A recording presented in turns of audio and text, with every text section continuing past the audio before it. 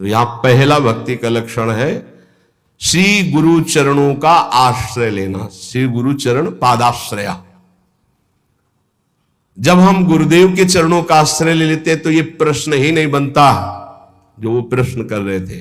ये प्रश्न उन्हीं का बनता है जो मनमुखी चाल चल रहे हैं। गुरुमुखी में ये प्रश्न नहीं। बोलो जितने गुरुमुखी हो तुम्हें प्रश्न है कि मुझे क्या करना है क्या नहीं करना है। तुम्हें पता होगा मुझे किसकी उपासना करनी हो कैसे करनी है। अगर इतना पता नहीं तो गुरुमुख नहीं हो।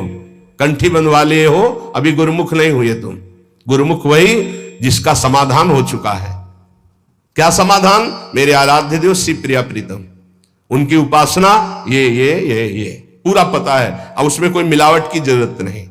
इसलिए भक्ति के प्रथम अंग का श्री गुरु चरणों का आश्रय, यहां से प्रारंभ ही होती है। असली भक्ति का स्वरूप यहीं से प्रारंभ होता है, गुरु चरण आश्रित। एक बहुत प्रवीण बुद्धि के उन्होंने कहा कि अगर हम अव्यक्त को गुरु बना लेते हैं तो व्यक्त गुरु बनाने की जरूरत क्या है। पकड़ो, अव्यक्त वाणी चल रही, यहां वाणी है अव्यक्त, पकड़ो उसको, पकड़ के दिखाओ। नहीं, आप नहीं पकड़ पाएंगे। तो वही अव्यक्त सत्ता व्यक्त गुरुदेव के रूप में, गुरु साक्षात पर ब्रह्म, और वही उपदेश देने के लिए आती है। अव्यक्त आके तुम्हें डांटेगा नहीं। अगर अव्यक्त गुरु की बात माननी तो सब लोग शांत होकर अपने हृदय में देखो। जब तुम गलत करना चाहते हो, अव्यक्त गुरुदेव तुम्हें उपदेश देते, मानते हो तुम उनकी बात? देखो ना, अंदर आता गलत है नहीं करना, मानते हो बात? और व्यक्त गुरुदेव धज्जियां उड़ा देंगे तुम्हारी। अगर जरा भी तुम आश्रय छोड़ के भाग गए तो बात अलग है। जरा भी आश्रय लिए तो तुम्हें सुधरना पड़ेगा। आज नहीं तो कल, कल नहीं तो परसों तुम्हें भगवत प्राप्ति होगी, पक्का होगी। क्योंकि गुरु की नजर पड़ चुकी, अब तुम्हें विकार परास्त नहीं कर सकते। श्री गुरु चरणों का आश्रय लेना पहला। दूसरा, श्री गुरु चरणारविंद के आश्रित होकर उनसे मंत्र दीक्षा लेकर इष्ट से संबंध का परिचय जानना। गुरुदेव से मंत्र दीक्षा लेकर इष्ट से संबंध का परिचय जानना। आपको पता है आपका क्या संबंध है? पता होगा आपका अपने इष्ट से क्या संबंध है? पता है? भाव संबंध को गुरुदेव जो प्रदान करते हैं वो तो पता ही होगा कि आपका आपके इष्ट से क्या संबंध है। नहीं है?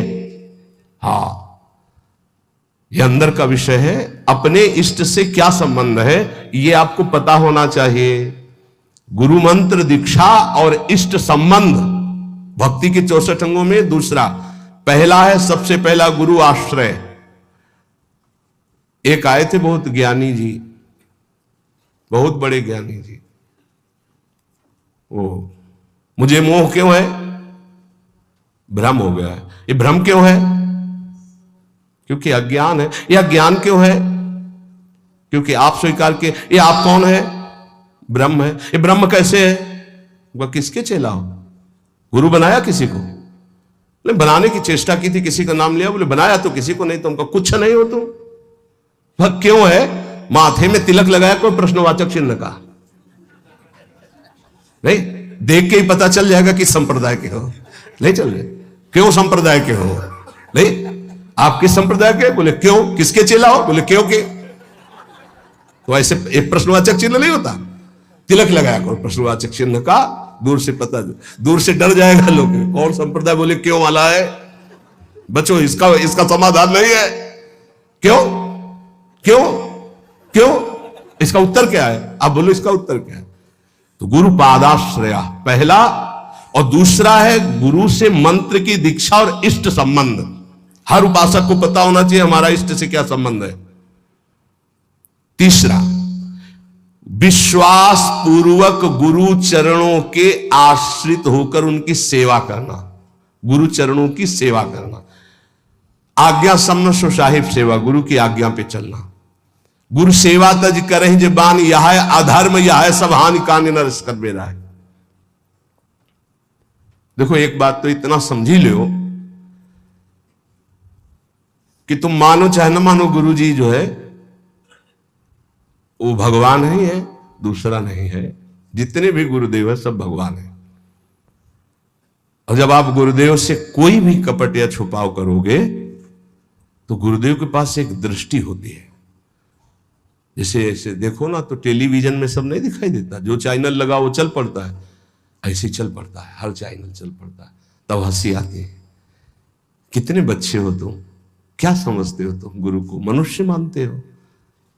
नहीं, कभी ऐसा। हम सबसे हाथ जोड़कर प्रार्थना करते हैं, एक घर ऐसा रखो जहां सत्य की व्यवहार वृत्ति हो। गुरुदेव, माफ हो जाएगा, सब माफ हो जाएगा, हमारी बात मान लेना। तुमने ऐसा किया जी, तो तुम्हें दंड भोगना पड़ेगा जी।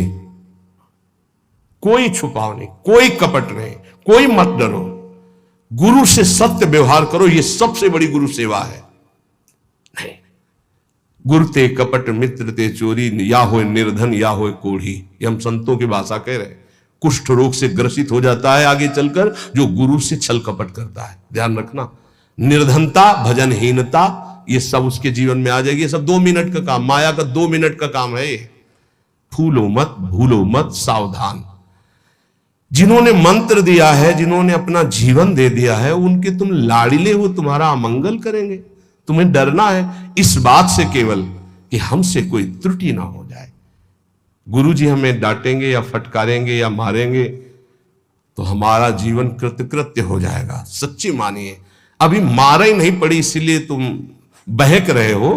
एक बार माया की मार तो बहुत खा चुके हो तुम, एक बार गुरु की पड़ जाएगी चपत तो जीवन ठीक हो जाएगा, पक्का समझ लो। जिस दिन गुरु करुणा करके एक चपत मार देंगे, उस दिन से माया मारना बंद कर देगी, पक्का समझ लेना। वो बड़े भाग्यशाली हैं जिनको गुरु की डांट और चपत लगती है।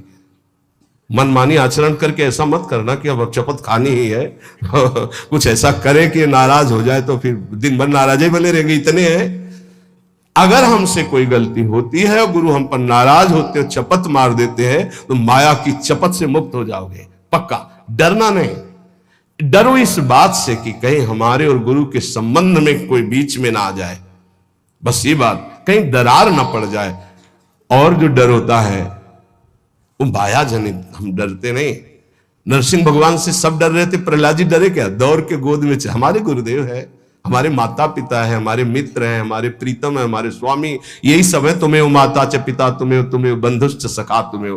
तो गुरुदेव के प्रति निष्कपट निश्चल भाव रखना, इससे बड़ी कोई सेवा नहीं है। विश्वास पूर्वक गुरुदेव के चरणों की सेवा करना 64 भक्ति अंगों में, ये 3 तो केवल गुरुदेव में है। गुरुदेव के चरणों का आश्रय, गुरुदेव से प्रभु के मंत्र की दीक्षा और प्रभु से संबंध की जानकारी, तुम्हारा ये संबंध प्रभु से, विश्वास पूर्वक गुरु चरणों की सेवा तीसरा। चौथा, जिस मार्ग में बड़े बड़े महापुरुष चले आए हैं उसी मार्ग का अवलंबन लेना। कोई नया स्थापित मार्ग नहीं, आचार्य परंपरा से होना चाहिए।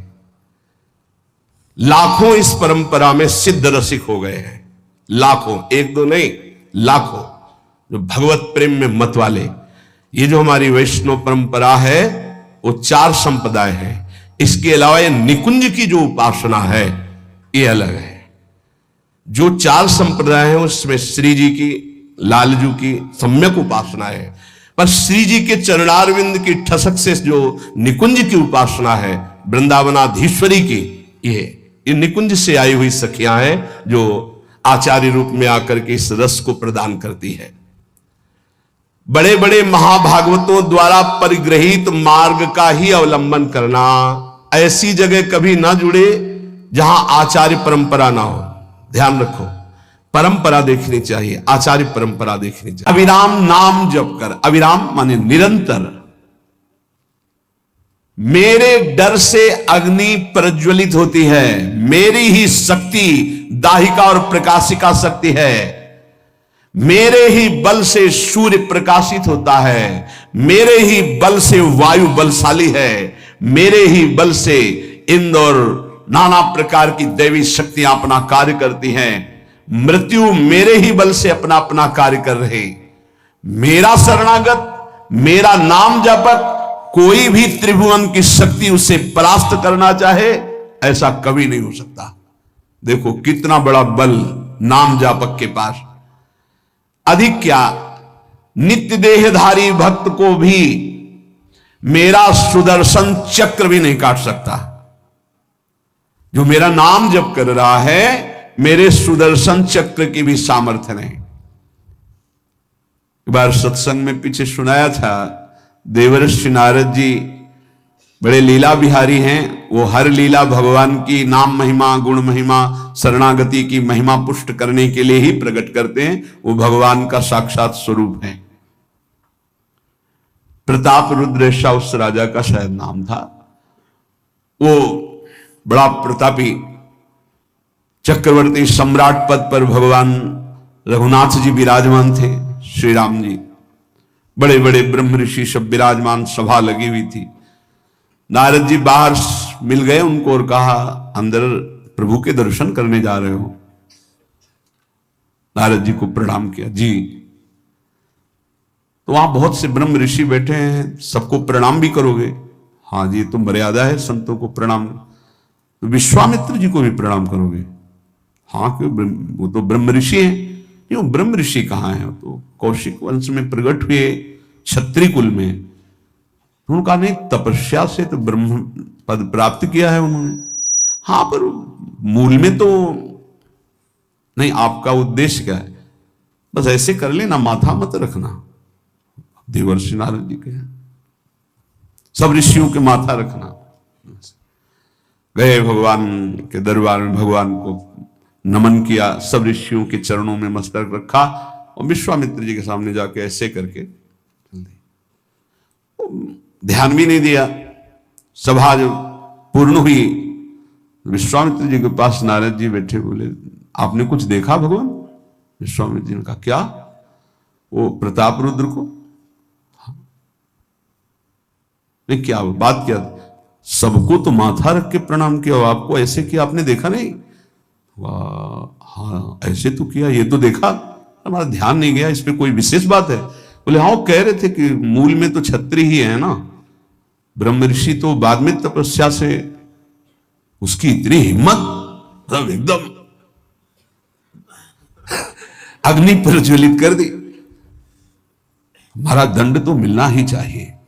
देवर्षिनाथ, आप जैसे ब्रह्म ऋषि के साथ ऐसा वर्त उसको उधर सिखाया था और इधर ऐसे आवेश में खड़े हुए कहा, रघुनाथ आपके दरबार में हमारा अपमान हुआ। भगवान आपका अपमान कौन? प्रताप। वो जब चले गए, आपका आदेश क्या है? शाम तक उसका मस्तक हमारे चरणों में होना चाहिए। तो उनका प्रभु आपके सामने सत्य वचन कहता हूं, अगर सूर्यास्त होते होते मैं उसका मस्तक आपके चरणों में न डाल दूं, मैं रघुवंशी नहीं। आप शांत होइए। नारद जी ने बात पक्की।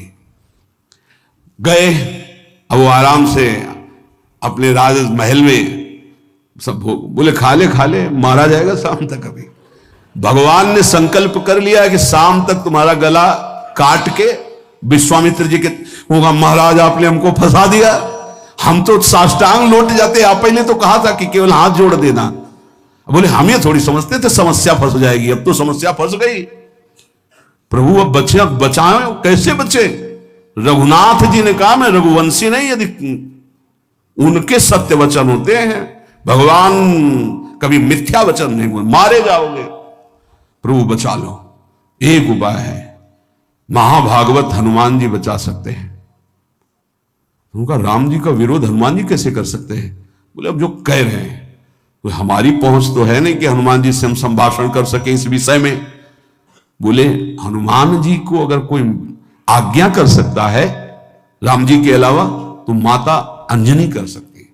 चलो हम तुम्हें मिलाते हैं। अंजनी की माता जी से मिला, साष्टांग दंडवत रोते हुए, मां रक्षा करो, बड़ी करुणा में। उनका कि बताओ क्या तुम्हें समस्या है? बोले मां त्रिभुवन में केवल आप ही जो हमारी रक्षा कर सकती हो। बोलो एक राजा है जो मुझे मारना चाहता है, आप बचा सकती हो मुझे? राजा मारना चाहता है? मेरा पुत्र महाबली महाभागवत हनुमान है, मैं आज्ञा करूंगी, कभी मेरी आज्ञा को उल्लंघन नहीं करेगा। जाओ मैं तुम्हारी रक्षा का व्रत लेती हूं। नारद जी मन में सोचे काम बन गया, हमारा काम बन गया, क्योंकि अब प्रकाश होगा भगवान के नाम का। हनुमान जी महाराज आए, बेटा आज्ञा कीजिए मां, मैंने इसकी रक्षा का व्रत लिया है। अभी तक ये नहीं पूछा था राजा कौन है मारने वाला, और मैंने कह दिया है ऐसा ऐसा। मां आपकी आज्ञा सिरोधार, त्रिभुवन में कोई ऐसा पैदा ही नहीं हुआ कि मेरी मां रक्षा का व्रत ले और उसे वो मार दे। कौन राजा है? तो हाथ जोड़कर कहा कि भगवान श्री राम। हनुमान जी एकदम सन्न रह गए, ये क्या?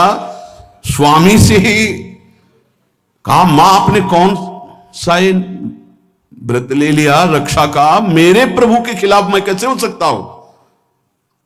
मां ने कहा, हमने तो वचन दे दिया। हनुमान जी ने कहा, फिर बुद्धियों जितनी बुद्धियां हैं वो सब सरस्वती जी, और सरस्वती भी जिनकी द्वारा प्रेरित हैं वो भगवान, और भगवान जिनकी बुद्धि में बैठे रहते हैं उनसे बड़ा बुद्धिमान कौन हो सकता है? इसीलिए परम ज्ञानी हैं श्री हनुमान जी महाराज। बुद्धि नाम अग्रगण्यम, जितने भी बुद्धिमान जन हैं उनमें सबसे वरिष्ठ हैं, श्रेष्ठ हैं। हनुमान जी महाराज बोले, चल तू एकांत चल। एकांत में ले गए और बैठ। थोड़ा ही समय रह गया संध्या का। अब तेरी श्वास में जहां भी रुकेगा नाम, वहीं तेरा गला कटा, बिल्कुल पक्का। बस सीताराम सीताराम सीताराम, ये क्रम न टूटने पावे। तू ऐसा शुरू कर। अगर तेरे नाम में त्रुटि हुई, अंतराय पड़ा, उसी समय भगवान का अमोघ बाण काट सकता है, अन्यथा नहीं। तू चिंता मत कर, बैठ जा। वो बैठे, सीताराम सीताराम सीता। हनुमान जी महाराज करताल उठाए, आसपास नृत्य कर रहे। भगवान ने अमोघ बाण संधान किया। वो बाण आया और हनुमान जी जहां घूम रहे थे ऐसे परिक्रमा की वापस चला गया। भगवान ने कहा, आज तक ऐसा नहीं हुआ। अमोघ बाण मोघ कैसे हो गया? लक्ष्य को बेधे बिना वापस कैसे आ गया? दूसरा बाण भगवान ने संधान नहीं किया। है क्या? कौन है त्रिभुवन में ऐसा जिसको बाण बिना बेधे वापस चला गया? लक्ष्मण जी से कहा कि जहां प्रताप रुद्र वहां तुरंत जाइए और देखिए बात क्या है। उसके गले को क्यों नहीं अमोघ बाण ने छेदन किया? गए, सर्वज्ञ हैं। वहां जो स्थिति देखी तो हनुमान जी की आंखों में अश्रु चल रहे थे। नाम संकीर्तन घूम घूम के, और वो आंख मूंदे बस सीताराम सीताराम। परम प्रेमी लक्ष्मण जी भी तालियां बजाकर शुरू कर दिया, सीताराम सीताराम। राम जी ने विचार किया कि बाण तो वापस आ गया, लक्ष्मण जी वापस ही नहीं आए, सूचना ही नहीं। और विश्वामित्र जी कह रहे हैं, तो आपने प्रण लिया था कि संध्या होते होते। भगवान ने कहा कि आप धैर्य धारण कीजिए गुरुदेव, मैं स्वयं जाता हूं। जब कहा कि मैं स्वयं जाता हूं तो बोले, मैं भी स्वयं चलूंगा, देखूंगा तुम निर्णय क्या करते हो। पूरी ब्रह्म ऋषियों की समाज साथ में, नारद जी बीड़ा लिए आगे कि प्रभु हम भी देखेंगे। जब तक संसार का चिंतन है तब तक न ज्ञानी है न वो भक्त है, और भगवत चिंतन इससे बढ़कर के कोई स्थिति नहीं है। भगवत प्राप्ति के लिए किसी भी चंदे की या किसी भी सहयोग की जरूरत नहीं है। वो हृदय से भगवत स्मरण करे, इसी से भगवत प्राप्ति होती है। आप गीता जी और भागवत जी सब उठा करके देख लीजिए। अनन्य चिंतयन्तो माम अनन्य चेता सततम, जगह जगह अनन्य चिंतन। ये दूसरे के द्वारा नहीं होता, ये अपने द्वारा होता है। ये पैसे से नहीं होता है, ये बार बार अभ्यास से, मन लगाने से होता है। 15वां, यदि आपके घर कोई अतिथि साधु महात्मा आ गया है, भारी व्यवस्था नहीं है आपके पास, माना तो आज अपना भोजन दे दीजिए, उसमें कंजूसी मत कीजिए। आप अपने किसी उचित व्यवहार के लिए अर्थ ले जा रहे हैं, कोई बीमार तड़प रहा है, आप कष्ट सह लीजिए, वो पैसे से दवा उसको दे दीजिए। ये पूज्य गुरुदेव भगवान के श्रीमुख के वचन। प्राप्त सेवा का कभी भी त्याग नहीं करना चाहिए। वो भगवान की कृपा से आध्यात्मिक उन्नति के लिए होती। प्राप्त सेवा, आप जा रहे हो, कोई बहुत कष्ट से पीड़ित पड़ा है, आपको आवश्यकता है उसकी सेवा, आप बैठ जाओ, उसकी सेवा करो। नहीं कुछ है तो तन से सेवा करो, कपड़े से हवा करने लगो, पानी पिला दो, फिर उस समय जरूरत है तो 4 से याचना करके उसको आप औषधि दिला दो। उचित व्यवहार में, सेवा में किसी भी तरह का कुविचार या कृपणता ना होने पावे। अरे ऐसे तो सब पड़े ही रहते, नहीं नहीं, प्राप्त से भगवान ने तुम्हें सेवा दी, उस समय करो। कोई आपके घर आ गया तो वक्र दृष्टि से मत देखो, तो साधु महात्मा ऐसे नहीं। भगवान आए तुम्हारे पापों का नाश हो जाएगा मंगल के लिए। अगर वो रोटी मांग रहे, भोजन मांग रहे, आप दौड़ कर जाइए, दरवाजे पर उनको भिक्षा दे दिए। सच्चा महात्मा कभी घर में नहीं घुसेगा, ये ध्यान रखना। ऐसे नहीं घुसेगा कि आपके गेट को लांग कर अंदर भिक्षा में जाए, ऐसा कभी नहीं, सिद्धांत नहीं। जो सच्चे मार्ग का पथी को दरवाजे पे ही राधे श्याम बोलेगा, वो अंदर आ ही नहीं सकता। तुम्हें निश्चिंत रहना है। और जो अंदर आने की बात चेष्टा करे तो आपकी श्रद्धा, आपका परिचय है तो ठीक है, नहीं तो अनुमति नहीं है, पक्का। इसमें कभी धोखा नहीं खाओगे। जो सच्चे मार्ग का पथिक, उसको गुरुजन शिक्षा देते हैं, भिक्षा गेट के बाहर ही ली जाती है। भिक्षा कभी ऐसा नहीं कि आंगन में जाके मांगी जाती हो, कभी नहीं। जो आंगन में जाने की चेष्टा करे वो आपका परिचय हो तो ठीक है, आपका विश्वास तो ठीक है, अन्यथा हमारे शास्त्र आज्ञा ऐसा नहीं है। कभी कोई भिक्षा के लिए आ जाए तो अपना भोजन दे दे, लेकिन उसका तिरस्कार ना करे। अगर आप में इतनी भी श्रद्धा नहीं तो दो बातें तो कर ही सकते हैं।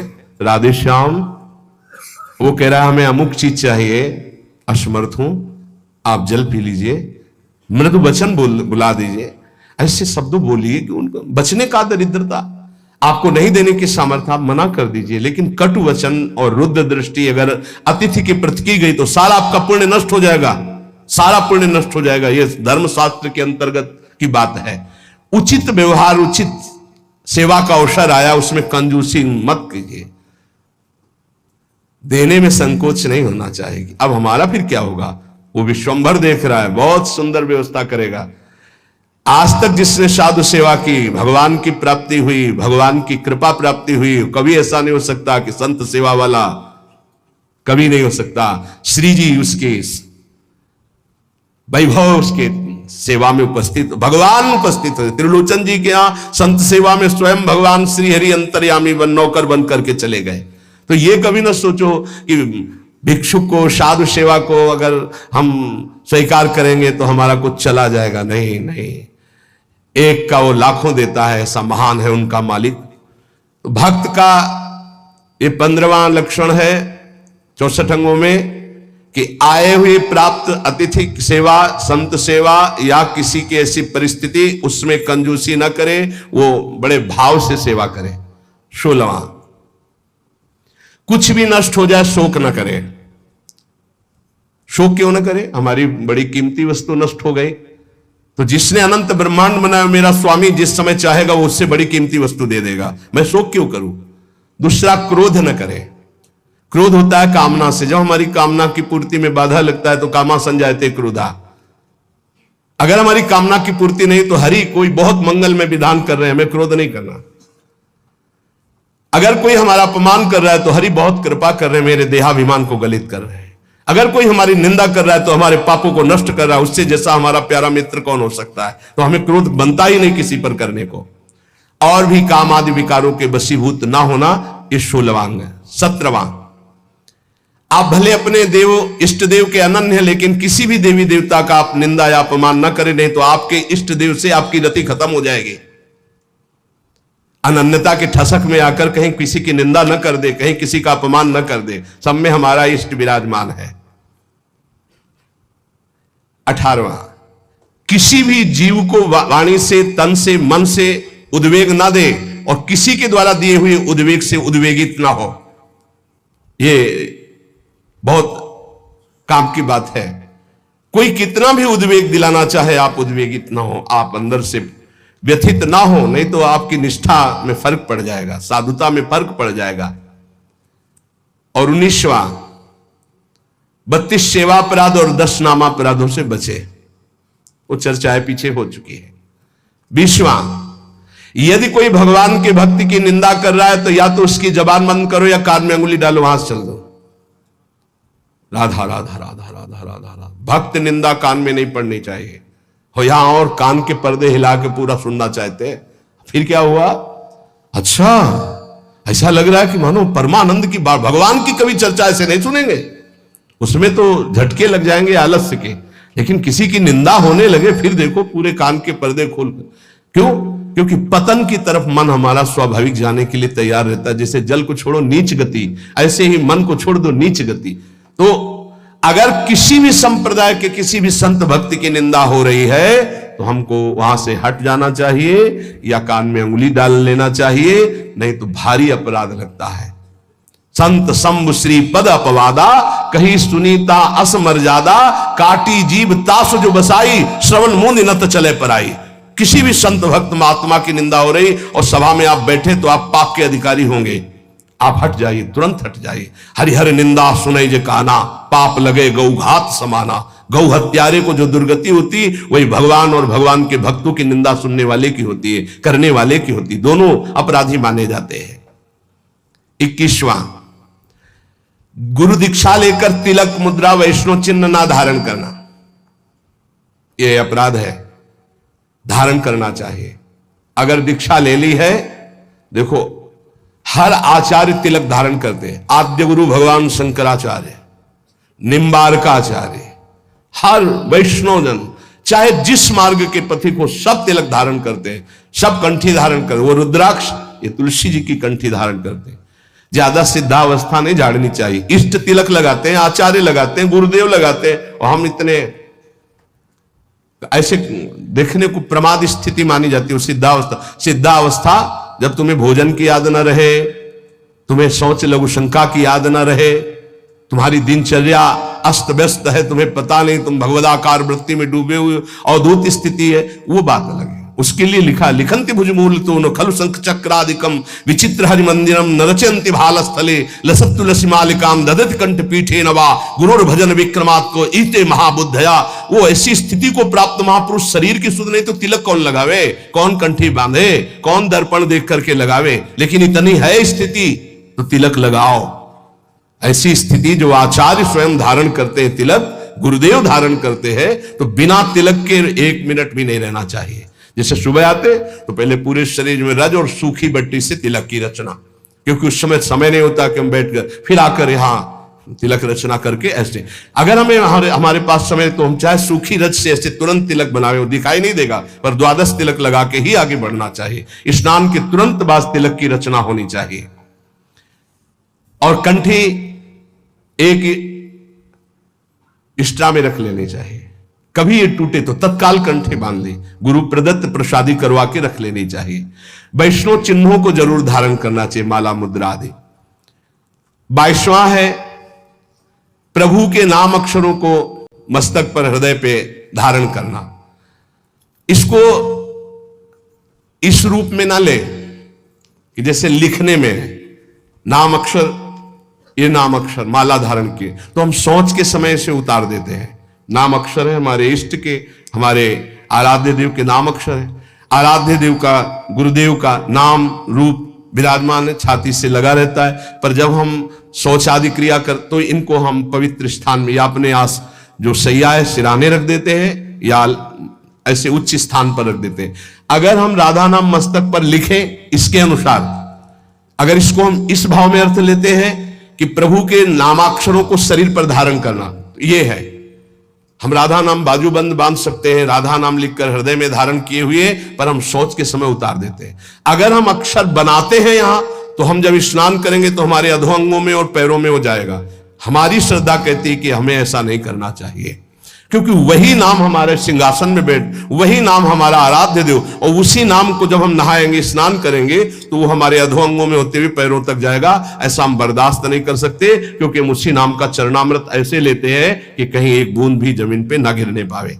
तो हमें जो इसका भाव है कि भगवान नामों का जो अंकन वो ऐसे भगवान नाम की माला धारण करना, भगवान नाम को ऐसे हृदय में धारण करना, जैसे हमारे बिजली बाबा भगवान नामों का मुकुट धारण करते हैं, भगवान नामों के अक्षरों का, ऐसा बाहर से ऐसे धारण कर लिया, उतार के रख के शौच स्नान आदि करके फिर धारण कर लिया। अभी एक महावैष्णव आए हुए थे महाराष्ट्र से, ठाकुर जी को अपने ऐसे मस्तक पर धारण किए हुए थे, ये गोपाल जी को ऐसे लिए हुए, हर समय प्रसाद पाने के लिए जब बैठे तो सामने ठाकुर जी विराजमान, सब ऐसे जो महापुरुष धारण करते हैं उनकी श्रद्धा उनका भाव। लेकिन हमारा आज तक भाव ऐसा, वो घबराहट पैदा हो जाती है कि नाम का जो धोवन चरणों में जाएगा वो बिल्कुल ठीक नहीं। जैसे कुछ भावुक जन अपने हाथों में या ऐसे टेटू में भगवान नाम लिखवा लेते हैं, भगवान रूप बना लेते हैं, और जब शौच आदि होते हैं उन्हीं हाथों से ये बिल्कुल ठीक नहीं है। आपको भगवत रूप पहना, यहां पहनिए, समय से उतार कर टांग दीजिए, फिर शौच स्नान करके फिर धारण कर लीजिए। ऐसा मत कीजिए जो ये अंकित करवाना है, तुम्हें ज्ञान नहीं। अब यहां लिखा है राधा कृष्ण, अब शौच तो वही पानी, हाथ धोना वही, नहाओगे वही, ये फिर नाम का जो प्रकाश है वो आनंद में नहीं आ पाएगा। ये बात नाम का आदर, नाम का आदर करना। एक बार पूज्य राधा बाबा ने देखा कि ठाकुर घनश्याम दास जी गीता वाटिका बैठे ही अंगुली से ऐसे लिख दिया राधा, और बाबा उधर से निकले तो अरे ठाकुर ये गलती क्या कर दी, अब इसके एक कण में भी पैर पड़ेगा सारे सुकृत नष्ट हो जाएंगे। राधा नाम लिखा, बैठ गए बाबा, पूरी रत समेटी, एक एक सब समेट करके और तुलसी के घेरे में डाला, का ठाकुर ऐसी गलती मत करना। नाम को जो पहचान गए, नाम को जो जान गए, वो नाम ही को अधीन कर लेते हैं। इसलिए नाम का आदर करना है, पर ऐसे लिखना, ऐसे धारण करो। हम कह रहे हैं पूरे नाम की माला बनाकर ऐसे बांध लो, नाम के बाजूबंद बना लो, नाम के कुंडल बना लो, नाम के कंठहार बना लो, लेकिन नाम को अगर हम अंकित करते हैं तो धुलकर हमारे अधो अंगों में जाता है। ये हमारी पर्सनल, हमारे हृदय की भावना है। तो जो इसमें अक्षर में लिखा है कि भगवान नाम के अक्षरों को शरीर पर धारण करना, धारण करना है, तो अंकित करा करके, जैसे तुलसी जी पर है, तमाल जी पर है, कदम्ब जी पर है, फिर हम उसको धारण कर दे। 23वां, प्रभु को निवेदित माला पुष्प तुलसी आदि का बड़े आदर के साथ सेवन करना। श्री चरणों की चढ़ी हुई तुलसी, अहो भाग्य, नाक से सूंघे, मस्तक पर लगाए, ओहो आज हमें प्रभु की प्रसादी तुलसी मिली, प्रसादी पुष्प मिला, प्रसादी माला मिली, हृदय में आह्लाद होना चाहिए बार बार ऐसे, ओहो आज तो बड़ी कृपा हो गई, साक्षात प्रभु ने प्रसाद दिया। धर दो, हाँ धर दो, ऐसे नहीं, तत्काल उसको प्रणाम करो और माला को माथे पे लगाओ, सूंघो, तुम्हारी इंद्रियां पवित्र हो जाएंगी, भगवत भक्ति बढ़ेगी। 24वां, भगवत विग्रह के सामने नृत्य करना। प्रभु विराजमान है, राधा राधा जैसे बन रहा है, हमारे मालिक है, हमारे स्वामी है, रिजवार है, रीझ जाएंगे। नृत्य करना ये 64 अंगों में एक अंग है। 25वां, भगवत स्वरूप को साष्टांग दंडवत प्रणाम या पंचांग दंडवत प्रणाम ये करना। 26वां, जैसे गुरुदेव पधारे या भगवत विग्रह पधार रहे तो सबको खड़े हो जाना चाहिए। जैसे अपनी श्री जी